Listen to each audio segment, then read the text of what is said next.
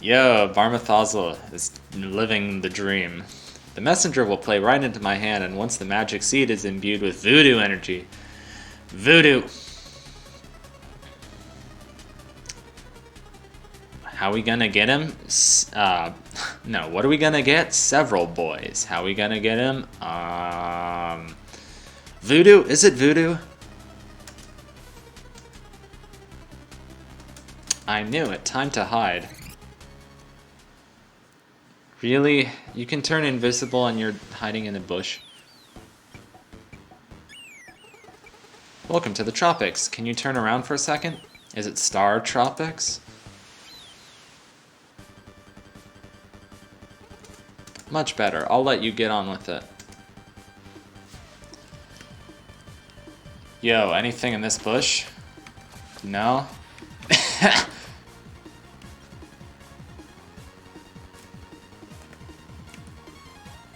Really? Wow. Oh, hello. Chameleon dude. Yo. This plate is... I'm already loving all these new enemies. Oh, this new shop.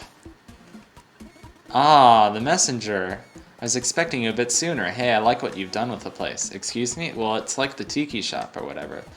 Oh, you're one of those? One of who? The people who always assume everything should be defined from their perspective. No, I just like the tiki shop. Sure, let's disregard that it's maybe just the shop to me, and that I would probably perceive the one from your world as the arcane shop or whatever. After all, I'm the one visiting here, right? I bet you reply with the name of your town when people take turns saying which country they're from. Anyway, welcome to the shop. I'm glad it pleases your egocentric eye. Oh, I also just attuned your scroll to the tropics. You should be able to see the time rifts now. Let's chat. Current area. So, Voodkin Island. Oh yeah. Enjoy the tropics and try not to harm the little Voodkin too much. They're not evil. I'm liking the place so far. The weather is really something unique. What's wrong? Look, I accepted long ago that our conversations wouldn't be the most engaging, but talking about the weather is where I draw the line. Do you have any stories to share? Of course I do. Does this area look like it's part of a tacked-on wannabe Metroidvania to you? Which story will it be? Maybe I could tell you about the evil genie who would always corrupt the owner's wishes so that the one asking to fly could never land and the one asking to know everything could never talk or write. Sure, that sounds interesting. Or maybe I could tell you about the little boy who always wanted to be a warrior and became a sword swallower after hearing that we are what we eat. What? Oh, I know. Here's one for you. There once was a family of innkeepers operating their business in a world devoid of physical boundaries. Indeed, the establishment had an endless amount of rooms to rent, and business was so good, every one of them was occupied. Each and every one of them was occupied. Still, new customers would keep burping, hiccuping, the works. Still, new customers would keep coming in and be given a room right away. Wait, how can someone rent a room if there is no vacancy? Unprecedented, right? You see, living in a boundless world comes with a few perks. Thus, even though all the rooms were occupied, the possibilities with them were as endless as the corridor they belonged to. So the new customer would always get room number 1 and then have to ask the customer what that was already there to move to room number 2, who would then ask that. Oh no. Might take a few moments to wrap your head around this, but why would the new customer always be given room number 1?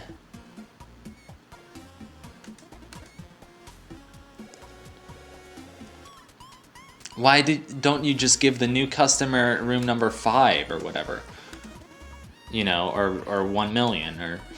Speaking of neat, one can seldom imagine the housekeeping costs, so the innkeeper family eventually determined that there needed to be some sort of boundaries. For their inn to be manageable, the number of rooms had to be finite. They called this concept Inn-finity. Eventually, the passage of time blurred this story as it does all things, changing the word spelling to infinity and inverting its meaning. The end. Really? Really what? I can't believe this. You dragged me through all of that just for a stupid pun at the end? You know what I can't believe? That after all these stories you still won't think past the surface. Or do you simply not care that I just managed to teach you how it's actually possible to do infinity plus 1 by conceptualizing ensembles with properties capable of perpetual movement in a way a 5-year-old would understand? Thought so. Okay, so no more upgrades. I didn't think so. Yeah, so we can... I mean, I don't have that much use for the shuriken anyway. Like, you know, whoop-de-doo, there's the boomerang shuriken. So you guys are, what, you're good or... Sorry. Okay, so they actually aren't evil. So... Yeah. That's awkward. And it stays that way for 100 years? Okay, so this music is kind of sick.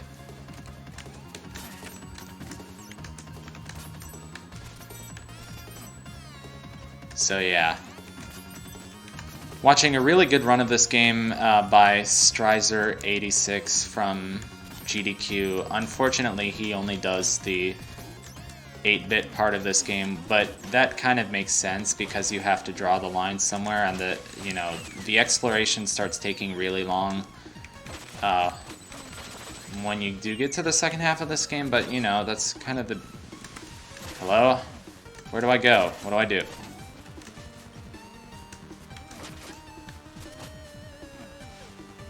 Oh, okay. What are you? Okay. I have to destroy the core.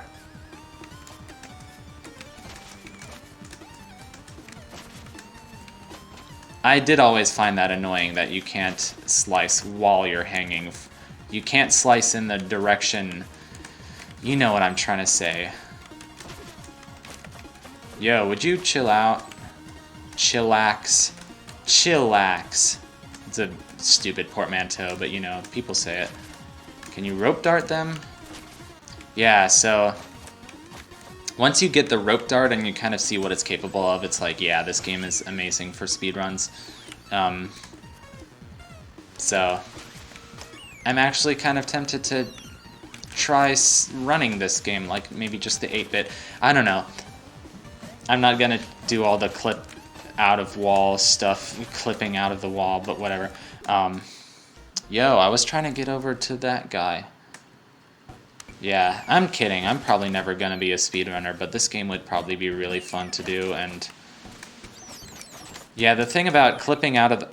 Really? The thing about clipping out of the wall is that you don't see the level, and you don't see, like, you know, cool things like jumping and stuff. Okay.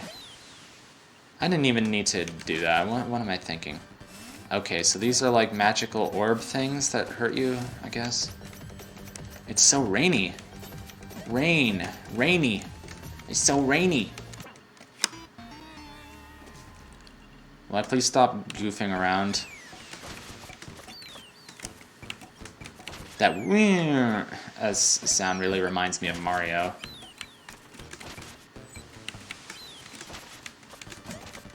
Get out of here. Okay, so don't die because you're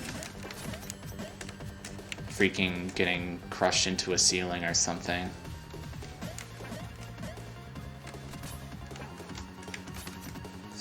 Can we please be serious and get a move on with this?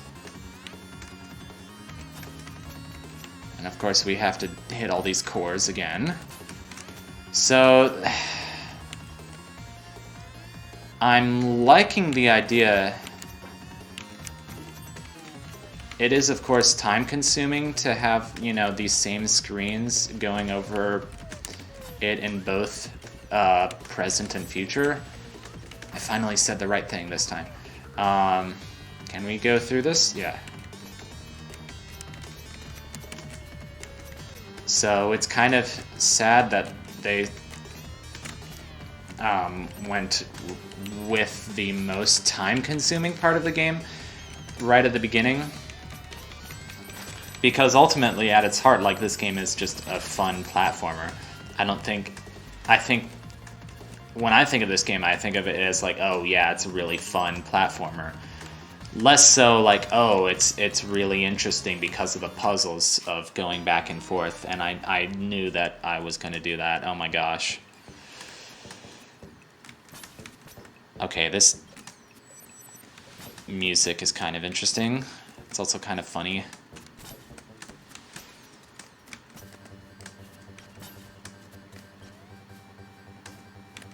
Why is it so quiet? Okay. I was like, did I do something to make it more quiet? Oh gosh, there's so many indie games out there that I want to play. Yeah, of course Jonochrome, the game developer, knows about so many indie games, and I was using some of his playlists as an inspiration. Would you stop? Oh my gosh.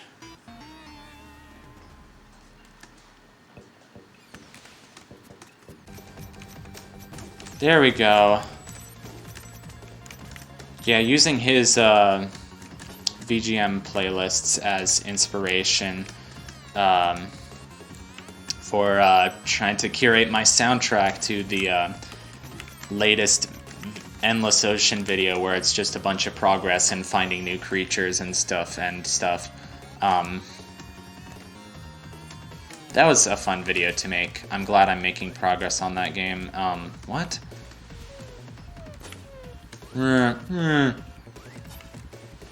Hello? Oh, okay. Cool. Yay, water. I don't know why water is so exciting, but it does the cool lo-fi or low pass filter music effect. So what do we want to do here? What's the haps? Hello, my fellow young people. What's the haps? Get the bubble. Time rift, whatever. Bubble, same thing. There's such a charm to 8-bit games. There really is. There's such a magic to 8-bit. I know, 8-bit seems like such a limitation. 8-bit is enough. Freaking... Get rid of this bubble dude, maybe? It looks like my... Okay. I suck, apparently. I suck at video games, so let's kill that guy.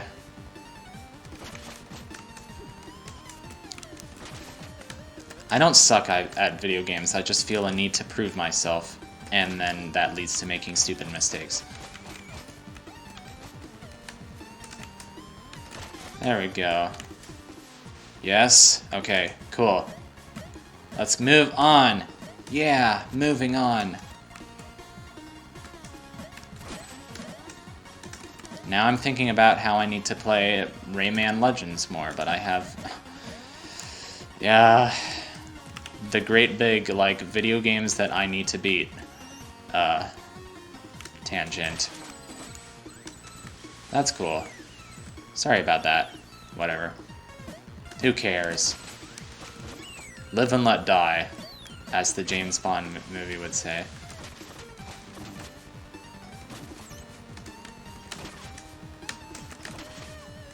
Oh, they make the same sound as,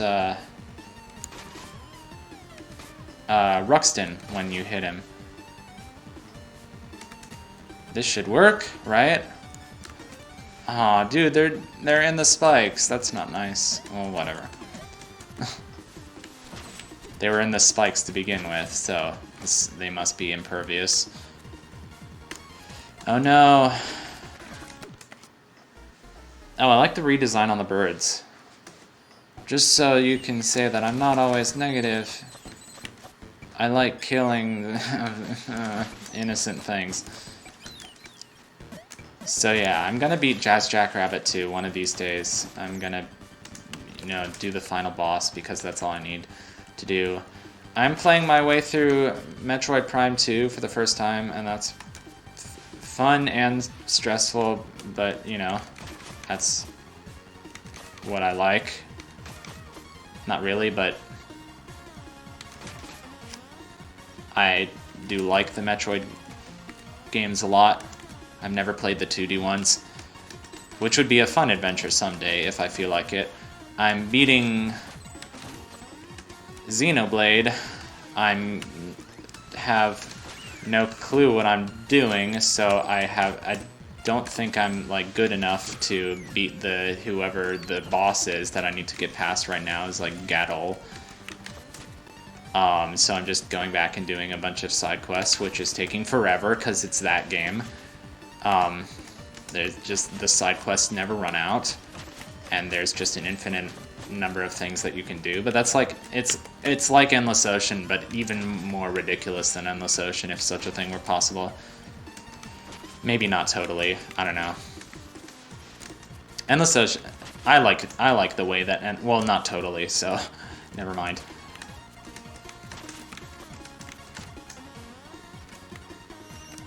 I like the old style games where you know you can beat a game in 5 hours and not feel like, oh, there's a lot of things you have to go back and do if you're a completionist. And that's pretty much it. I mean, there's some random like Steam. Oh yeah, Time Spinner. So yeah, I'm gonna try and beat Time Spinner one of these days. Which I got pretty far. I got to like whatever the point is where you have to decide between one of two bosses that you're gonna defeat. Spoiler. That is a pretty big spoiler, but you know, just pretend you didn't hear it and it'll be fine. What? What is this? Okay. Another glass elevator thing. Okay.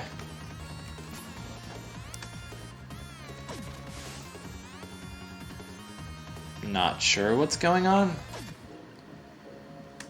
Some wall. Well, those are walls, but they kind of look like they're in the background. But no, I guess they're in the foreground.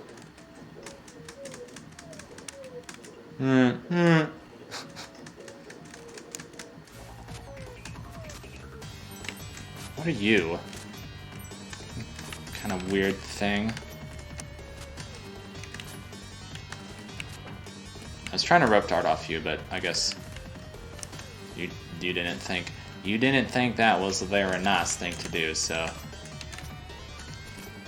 see, I'm not terrible at this game. Oh my gosh, I am terrible at this game.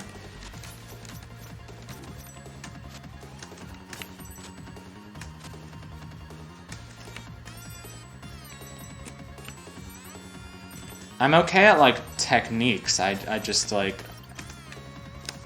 don't react well to enemies, I guess. And, like, I'm not very good at avoiding things.